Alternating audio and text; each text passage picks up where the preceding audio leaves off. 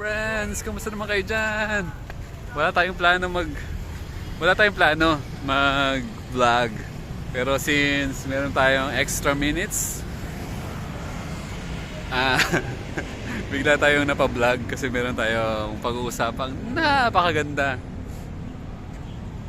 Pero bago ang lahat, inhale muna tayo. Exhale. Habang nagpapainit sa araw. Inhale.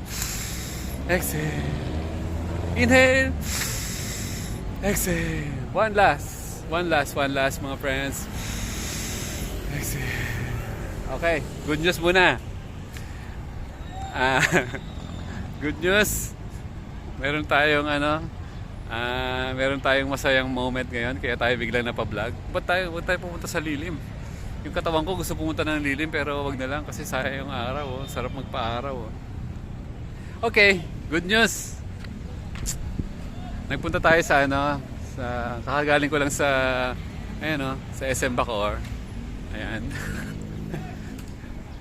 Kasi kailangan natin bumili ng wheat bread.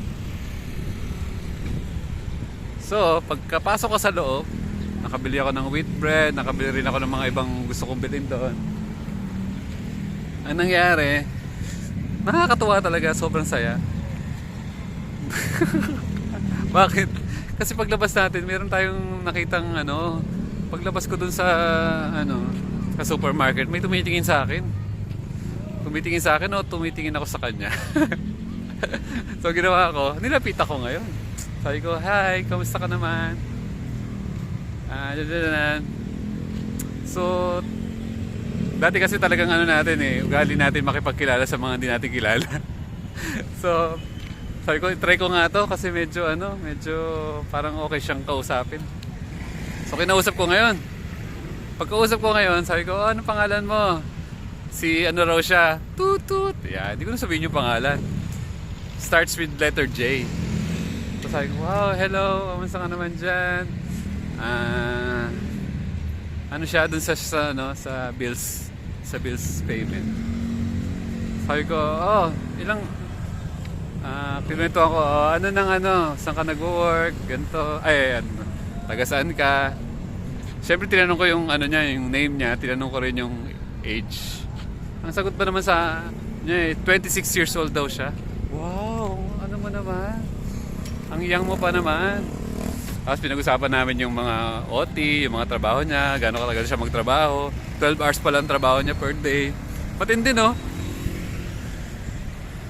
Tapos, ang pinakamaganda, syempre, ang next question, hindi niya naman ako tinanong parang hindi naman siya interested. Ako na lang nagtanong. Sabi ko, sa tingin mo, ilang taon na ako? Yun Hindi pa ako nakasombrero nung kanina, nakatanggal pa tong sombrero ko. Alam mo sagot sa akin?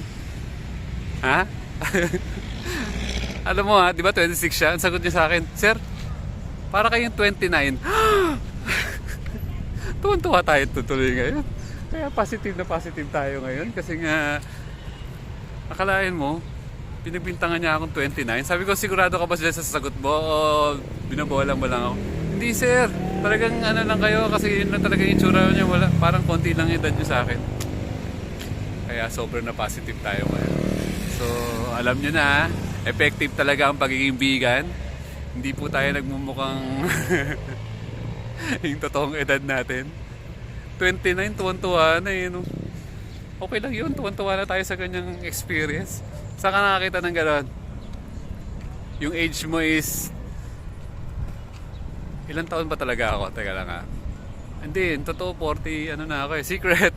40 plus na ako Pero imagine mo, naging mukha na pala tayong 15 years younger. Kaya kayo huwag nyo kalimutan yung breathing exercise, yung pagkain ng maraming gulay at prutas. Yan.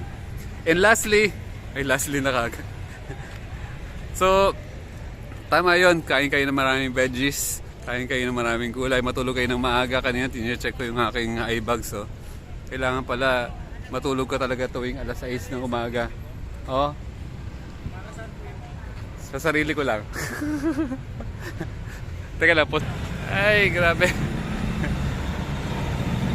Saan na tayo? Naputol tayo eh. Ah, yun. Saan ka nakakita ng gano'n? Imagine mo. Happy ka, happy. Okay, thank you naman, Miss sa yung pag-comment sa akin. Salamat at you made my day. Kaya sabi na eh, totoo talaga eh. Sabi ko sa mga kapatid ko eh, parang ako na yung bunso eh. Sa itsura. At ganito yung ibabalita ko para sa inyo. Kung kayo po yung mga taga-SM, taga-Bacoor, ewan ko kung good news, bad news to sa inyong lahat. Bawasan nyo na ang pagpunta nyo sa SM. Bakit? May bayad na ang parking, may bayad ang motor, at may bayad din ang sasakyan. Imagine mo sa tagal ko dito sa Bacoor eh, ngayon lang nagkaroon ng bayad. So bawasan nyo na po ang pagpasya. Ang pinakamagandang punta sa SM po, huwag kayo magdadala ng sasakyan, mag-commute na lang kayo, okay? Kasi imbis na pangkain nyo pa yung maging pambayad pa sa parking. Okay, huwag kayong magtaka. Kasama po yan sa rules nila. Buti na lang nakabike lang tayo. Pag bike po, libre. Yan po ang benefits ng pagbabike. Wala pong charge ang parang first time natin mag vlog ng biking dito sa Bacoor.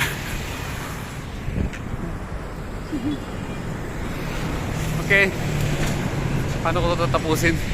Last 5 minutes. Dito po may mga bike shop. Okay, so next topic,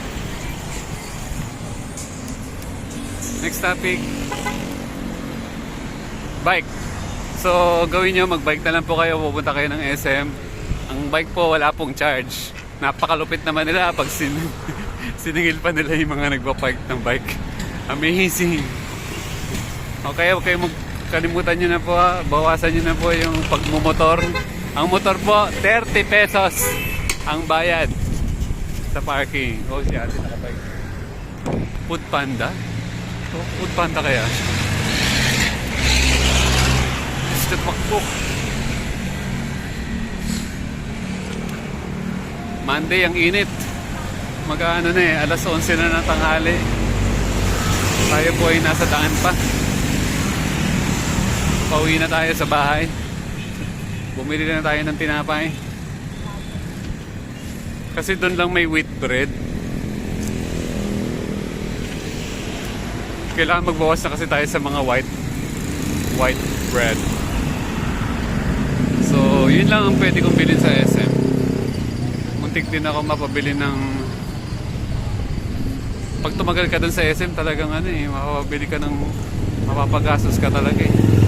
Kaya sabi sa akin ng guard, "Sir, ang bilis niya, wala pa kayong 15 minutes." Sabi ko, ang bilis ko talaga.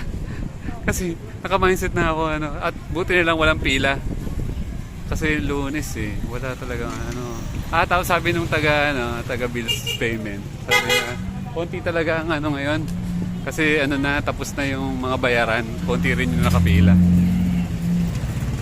Ay, maganda talaga ang araw natin ngayon dahil tayo'y na-estimate ng isang legit nating nakausap. Usong-uso na yung word na legit ngayon ha. Ibig sabihin ng legit na tao na hindi naman natin kilala, hindi naman tayo babulahin. Talagang honest lang siya. Yan yung mga taong honest. Natin tapusin ang ating video. Meron pa akong 1, 2 minutes and 58 seconds. Ganun na nga nangyari. Tayo po'y napagbintangan na 29 years old. Sana 1 year from now mapagbintangan naman tayo ng kahit 21 pwede. Bakit? Syempre ang goal natin is mag-look young, look young forever. Kasi ibig sabihin, if you look young, ibig sabihin yung katawan mo hindi nagde-deteriorate. Hindi ka mukhang... Kasi gusto ko yung pag sobrang tumanda ka na, pero yung mukha mo ganito pa rin. Hindi ka masyadong kukulubot. At kahit ano, pagbibintangan ka pa rin at 29 years old. Yun hindi talaga makalimutan, no? So, thank you guys. Sana nagustuhan nyo pa yung mga video natin. Unti-unti natin i-improve yan habang tumatagal. So, andito po tayo sa kalsada. Naghihintay lang po tayo ng mga sign. So, ano pa mga sasabihin natin sa video na to. So, always, don't forget to subscribe, like, share. Comment kayo ng mga gusto nyong topic. Meron ako mga gustong topic. Isa-isahin ko na lang. Kasi talagang hectic ang schedule ngayon. Marami tayong mga activities sa buhay. And basta lang kayo, lagi lang kayong enjoy sa life. Huwag niyo kalimutan yung pagiging buhay sakto. Always enjoy ng mga nararanasan natin sa life. Kung may problema po kayo, lang yan, temporary lang yan. Malalagpasan natin lahat yan. Okay? 1 minute pa. Malapit na tayo. Okay, ride na tayo. Oh! Laglag pa tayo. Whoop! Whoop! Thank you for watching. Last 30 seconds. 40 seconds. 52. Na-traffic pa. Good news. Sasama natin ito sa vlog. Si brother. Check. Hey bro. Tita. Sakto na kapasok ka bro. Patapos na yung vlog ko. Last 20 seconds. Oh, special guest. Special guest po natin. Saan pupunta? Papa Laundry. Oh, sige. Enjoy ka. Hey bro. Kakinawin pa natin yung friend natin doon, Sundan natin yan, Tapusin na natin yung video. Thank you for watching. I love you all.